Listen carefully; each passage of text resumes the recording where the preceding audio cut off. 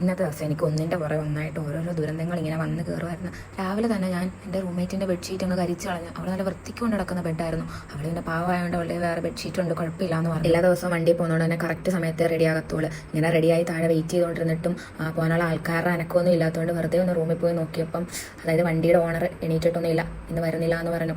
സമയത്ത് പറഞ്ഞുകൊണ്ട് തന്നെ പോകാൻ വേറെ വണ്ടിയില്ല, എങ്ങനെ പോകുമെന്ന് അറിയത്തില്ല, സമയമായി നടന്നു പോയാൽ എത്തത്തില്ല, വേറെ ആരും ഇല്ല, മൊത്തത്തിൽ പെട്ടു. പിന്നെ നമുക്കൊന്നും പറയാനുള്ളൊരിതില്ല. ഇത്രയും ദിവസം അധികം വെയിലൊന്നും ഇല്ലാഞ്ഞിട്ട് ഇന്ന് കറക്റ്റായിട്ട് നല്ല പുള്ളുന്ന വെയിലും റോഡിലൊക്കെ ലിഫ്റ്റ് അടിക്കാൻ പോലും ഒരാളില്ലായിരുന്നു. പിന്നെ ഒരു വഴി അടയുമ്പം ദൈവം വേറെ കുറേ വഴി തുറന്നു തരുമെന്നാണല്ലോ പറയുന്നത്. അങ്ങനെ എനിക്ക് ദൈവം തുറന്നു തന്നൊരു വഴി കിട്ടി.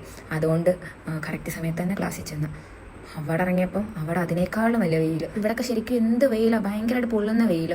ഈ വെയിലും കൊണ്ട് ക്ലാസ്സിൽ ചെന്നപ്പം ക്ലാസ്സില്ല.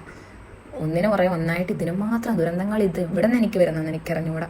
എന്തായാലും വന്നത് വെറുതെ ആയില്ല. ഒരൊറ്റ പീരീഡ് ഉണ്ടായിരുന്നു. ആ സാറ് ഞങ്ങൾക്ക് മാങ്ങയൊക്കെ തന്നു. എനിക്ക് മാങ്ങയൊന്നും ഇഷ്ടമല്ല, ഈ മാങ്ങയ്ക്കൊരു ടേസ്റ്റ് ഇല്ല.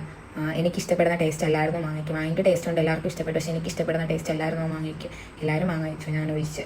പിന്നെ ഒരു അസൈൻമെൻറ്റ് വെക്കാനുണ്ടായിരുന്നു. എൻ്റെ ഈ അസൈൻമെൻറ്റ് എല്ലാം ചെയ്ത് തന്നത് ഇവനായിരുന്നു. ക്ലാസ് തന്നെ ഇട്ട് തിരിച്ചു പോകാൻ നേരം ബസ്സിൽ പോകാമെന്ന് വെച്ച് ബസ്സിൽ നോക്കിയപ്പം ബസ്സിൽ എടുക്കത്തെ തിരക്ക്. പിന്നെ എനിക്ക് മുന്നേ ദൈവം അടുത്ത വഴി തുറന്നു തന്നു. അതുകൊണ്ട് നിന്നെ തള്ളാതെ വേഗം റൂമിലെത്തി. എന്നിട്ട് അവിടുന്ന് ഫുഡ് കഴിക്കാൻ പോയി. മെസ്സിച്ച് നമ്മൾ മെസ്സി ചോറില്ല. എന്ത് ദിവസമായത് എനിക്കെന്നറിയത്തില്ല. അപ്പോൾ ഇന്നത്തെ എൻ്റെ ദുരന്തക്കഥ ഇത്രേ ഉള്ളൂ. Okay, by.